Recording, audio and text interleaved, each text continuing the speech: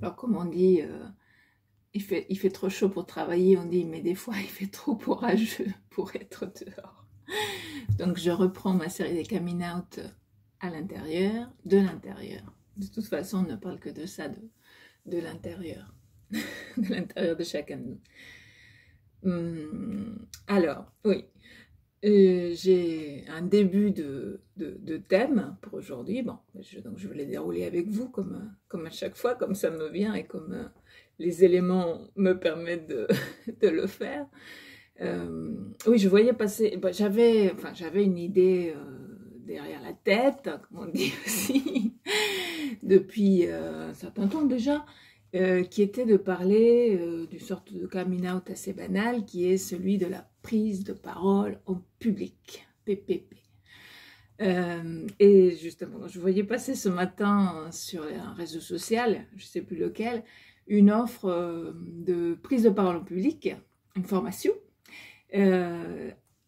prix spécial, avant 599 €, aujourd'hui profitez 99 €.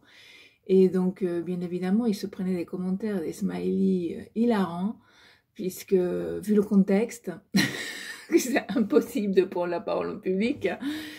En effet, les vendeurs de marchands de sable, là, ils sont en train de brader leurs existences. Personnelles, d'ailleurs. Bon, voilà, donc ça m'a relancé sur ce thème. Et sur le fait, bien sûr, que j'ai accompagné plusieurs fois des dirigeants sur cette thématique. Enfin, pas moi sur cette thématique. Moi, j'accompagne pas sur cette thématique. Moi, j'accompagne des gens. Des gens avec de la chair, de la voix, de la pensée.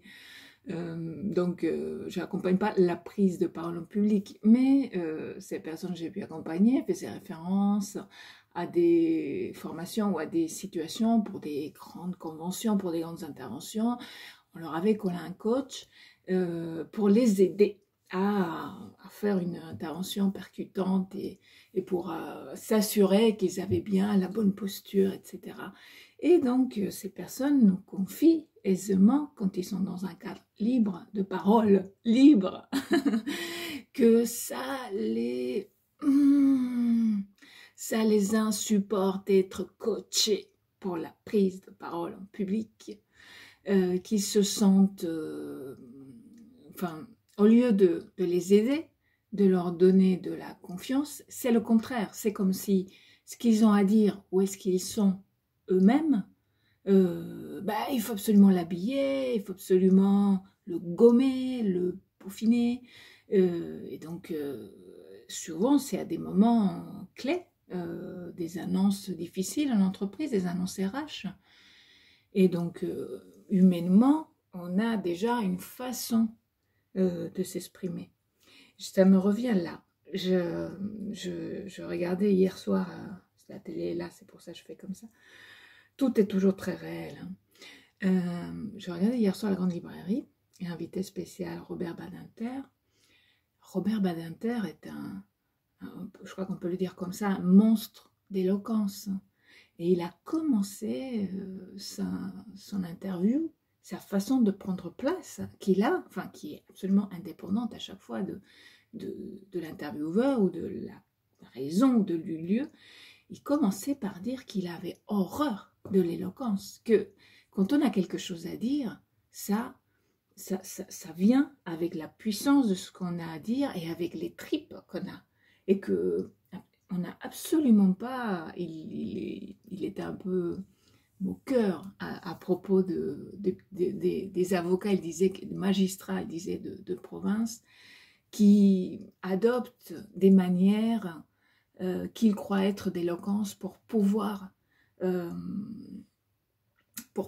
pouvoir s'affirmer en tant que juriste et encore que défenseur d'une cause, de la cause de quelqu'un.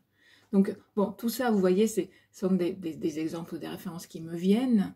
La prise de parole en public, nous la faisons chaque jour, à la boulangerie, même aujourd'hui d'ailleurs, donc ça ne nous manque pas.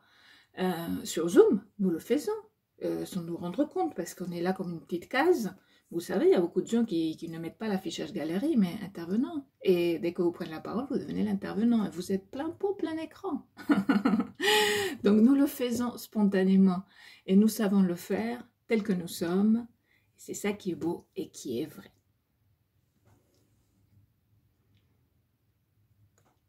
Voilà.